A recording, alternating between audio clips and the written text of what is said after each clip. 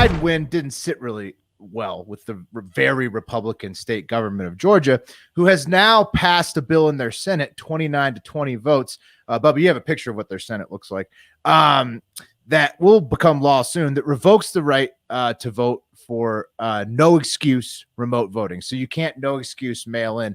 And my point of showing the Georgia Senate there is that the state may have changed a little bit in its demographics from 2005, with Atlanta being a growing city, but the state Senate in Georgia is the same. The demographics are the same there. Oh, yeah. And white. That looks like it's been around longer than that Bernie Sanders picture on Pat's chest. It looked like it was a photo from the same era. So anyways, under Georgia SB 241, voters would need to be 65 years or older, absent from their precinct, observing a religious holiday, to be required to provide constant care for somebody with a physical disability, or required to work, quote unquote, for the protection of the health, life, or safety of the public during the entire time the polls are open, to be an overseas or military voter. One of those conditions has to apply to get an absentee ballot in Georgia now. So basically, you have to vote in person. How does this keep black people down from the people that brought you Jim Crow laws extended through this year? Do you guys remember the special Senate runoff? That is a law intended to keep the African Americans out of power. So why now, Georgia, is the question. Why are they doing this? Well, it's a good question. The bill was introduced in 2005. That's why I mentioned it before, when they allowed no excuse mail-in voting. And then the Senate was like, nah, not a good idea anymore. After this last election, we're taking that back. So good question. Yeah, I mean, I don't think it keeps anyone down pat unless they don't have enough stations to vote. They're too spread out. They're not in the right areas you're talking about.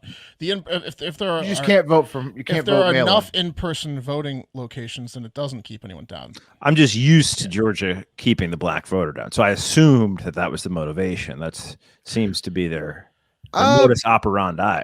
They're not happy with how this last presidential election went. That's for sure. All told, 40 out of the 50 states are seeking to revamp voting rules after the disastrous 2020 election that left the nation reeling for multiple days without knowing the outcome. And the federal House passed H.R. 1 last week, which is basically a federal level attempt to block a lot of these state level changes that are being made. And President Joe Biden has called on his administration in an executive order last week for the agencies to submit ideas to him on how to expand voter access within the next 200 days. So the executive branch trying to move things along within the administrations. The House of Reps passed H.R. 1, which is the Voter Rights Act. It may have a different name as well. But all eyes will be on the actual president, Senator Joe Manchin of West Virginia, as the voting rights bill makes its way to the Senate shortly. Well, I've heard that the other Joe has his hands full with the new Space Jam footage anyway. But I'm not sure if you had that picture. Oh, yeah. So no, the Joes, he'd be sniffing Lola #1, Lola, the old Lola bunny. I don't know. He's into this new woke Lola. He's sniffing whatever bunny's in front of him. Whatever's in front of him. Yeah. So the Joes have their hands full. And yeah, I mean, basically, voting rights is the next showdown after the stimulus package. Let's clean it up. Let's clean up voting. It's good. Well, it's kind of competing bills, right? So the feds are trying to do it one way, and the states are doing it a different way. Yeah, I know. Maybe we can all get on the same page. That'll really clean it up when everybody's passing conflicting bills. I don't think the motivation here, though, is to clean it up. I think the motivation is to empower their parties. Both sides. This is both sides. It's to empower their parties. Guys, we're as much to blame as anyone because we've almost all but given up on the cunt pack. So, I'm still down with the cunt pack, Mark. I'm still into the cunt pack. Mark. Actually, elected officials are to blame. Okay, I mean, fine. Yeah. If you don't want to, be hard on yourself, we were supposed to clean up voting ourselves with our. Or at least say that we were, so that we could get money. It just seems like technology is moving in a direction that it doesn't make sense to be like, you know what, we're gonna double down on in person. It just I just don't. These were mail-ins only, so mails. It's not like you're canceling. Mail-in is the original internet. No, it's not technology.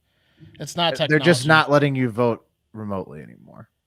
So anyhow, the voting rights stuff is going to be a huge showdown. I think that it's less about people, like you guys were just mentioning, and more about just the parties wanting to stay in power. And this is just the two of them doing it as publicly as they can, claiming that it's for the people the whole time, when it's really just for their own fucking, self-preservation. And that, that's politics.